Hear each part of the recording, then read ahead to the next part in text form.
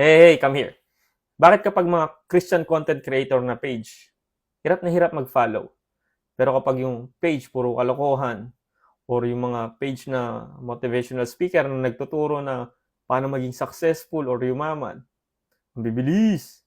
Hindi lahat ha. Pakainin mo naman yung spiritual life mo. Kailangan mo ang salita ng Diyos sa araw-araw mong pamumuhay. Hindi pwede yung kung kailan mo lang gusto or kung kailan mo lang feel, doon ka lang magbabasa ng Bible, doon ka lang makikinig sa mga nagbabahagi ng salita ng Diyos. Hindi ganon. Sabi sa Matthew 4 verse 4, man shall not live by bread alone, but by every word that comes from the mouth of God. Palaguin mo naman yung spiritual life mo araw-araw.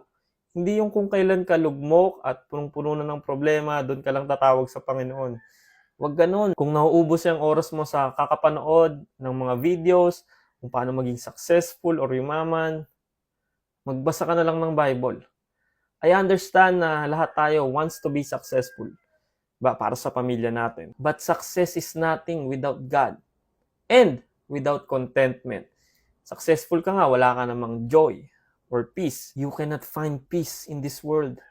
Sa mga material things, no way.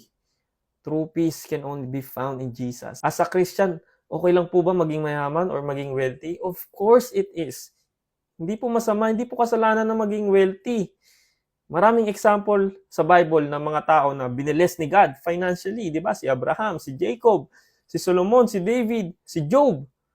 It's not a sin to be rich. Lalo na kung pinagtrabahuan mo yan, if you work hard for it. Sabi sa Bible, you will reap what you sow. Same as there's nothing wrong with money itself. It's the love of money. Yun ang kasalanan. Pero ito po ang tandaan ninyo.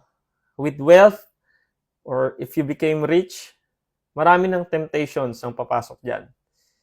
So if God blesses you financially, sa tingin mo ba, binilis ka niya financially para maging selfish ka or para ipang gastos mo sa pag-iinom, pagsusugal, bisyo? Of course not, di ba? He blesses you so that you can be a blessing to other people. So that you can bless other people. Di ba? The Bible talks more about helping the poor. Ayan no, whoever shuts his ears to the cry of the poor will also cry himself and not be heard. At hindi lang po sa mahihirap. Malinaw po sa Bible na kailangan mo rin tulungan yung mga kapamilya mo. Basahin natin sa 1 Timothy 5:8. Sabi diyan, makinig po kayo maigi, sobrang importante nito. But if anyone does not provide for his relatives, and especially for members of his household, yung mga kasama niyo sa bahay, he has denied the faith and is worse than an unbeliever. Wow! Grabe. Narinig niyo po yun?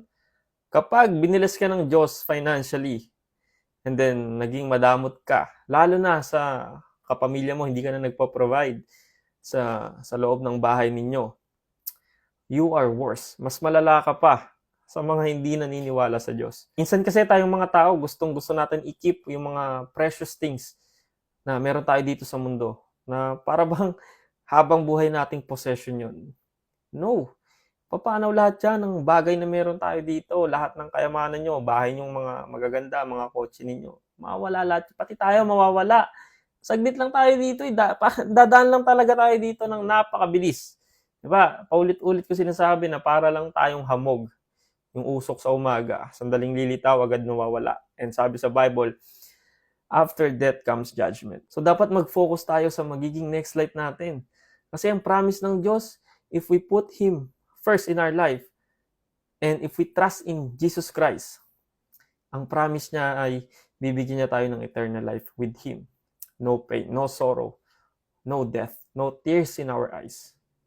Ganun kaganda ang naghihintay sa ating buhay after ng buhay natin dito sa earth. Kaya again, instead na mag-ubos kayo ng oras, kakapanood ng mga videos, paano maging successful, paano yumaman, kayang-kayang ibigay ng Diyos, mas magtiwala kayo sa Diyos kaysa sa mga taong yan.